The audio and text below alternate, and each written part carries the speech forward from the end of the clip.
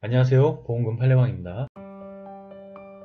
정신병 이력은 없으나 교통사고로 인한 공황장애, 외상 후 스트레스 장애, 주요 우울장애 병력자가 남편이 입원한 병원에서 목을 매어 사망한 경우 자살사망보험금은 부책인지 여부에 대하여 서울중앙지법 2019 가단 5200-5499 토대로 명확히 살펴보도록 하겠습니다.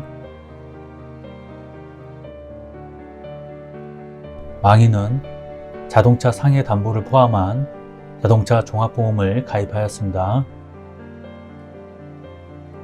이 법원의 판단,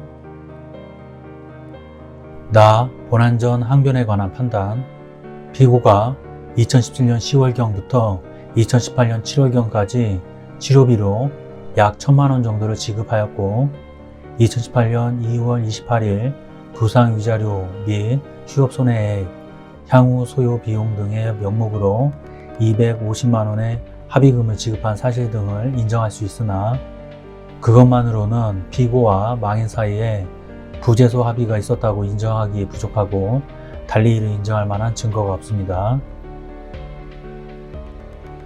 다 본안에 관한 판단, 쟁점, 망인이 극심한 정신질환 등으로 자유로운 의사결정을 할 수 없는 상태에 사망하였는지 여부, 망인은 이 사건 사고로 입은 외상 후 스트레스 장애의 상해가 주요 우울 장애로 진행되고 이 사건 사고 당시와 비슷한 환경 조건이 되어 재경험을 하는 상황이 되자 자유로운 의사결정을 할 수 없는 상태에서 자살에 이르게 되었다고 봄이 타당하고 또한 이 사건 사고로 인한 망인의 상해와 사망 사이에는 직접적인 인과관계가 있다고 할 것입니다. 구체적인 이유는 다음과 같습니다.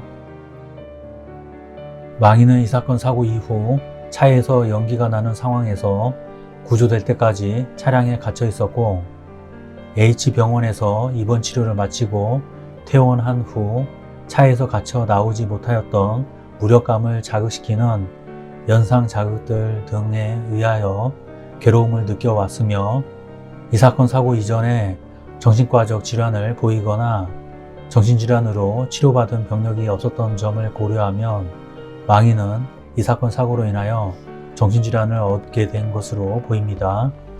망인은 이 사건 사고 이후 두통과 불면증, 우울감 등에 시달리다가 2017년 11월 13일부터 2018년 3월 29일까지 원주시 소재 I병원에 내원하여 상세불명의 우울병 에피소드와 상세불명의 불안장애의 소견 아래 여러 차례 통원치료를 받았으나 그 사이에도 망인은 연탄을 피워놓거나 처방약을 과다 복용하는 등의 방법으로 자살 시도를 한 적이 있습니다.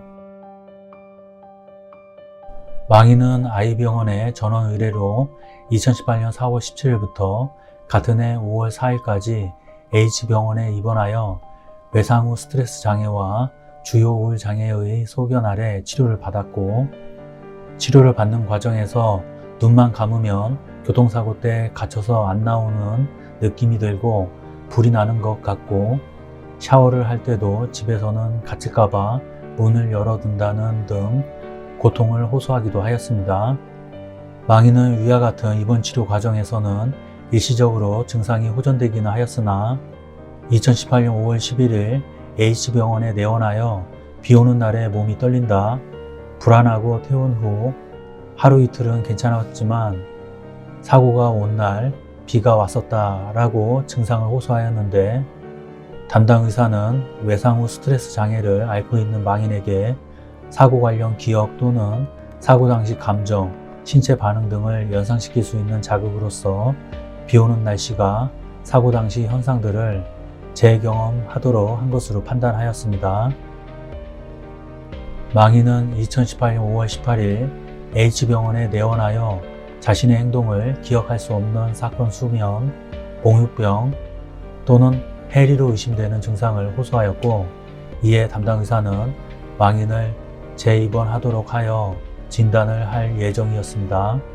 그런데 망인의 남편이 교통사고를 당하여 2018년 5월 21일 H병원에 입원하자 망인은 재입원을 하지 않고 남편을 간호하던 중 남편에게 아무런 말도 없이 화장실에 가서 자살에 이르게 되었습니다. H병원 의사 J는 망인이 어떤 일련의 행동을 했다는 것만으로 인지능력이 온전하다고 할 수 없고, 망인이 완치 상태가 아닌 상태에서 남편의 교통사고나 날씨, 비가 외상을 자극하여 그에 따른 정신병리에 따라 자살 행동을 하였을 가능성이 있다고 회신하였습니다. 결론적으로 피고는 원고들에게 자동차 상해 사망보험금을 지급할 의무가 있습니다. 마치겠습니다. 긴 시간 시청해 주신 점 고맙습니다.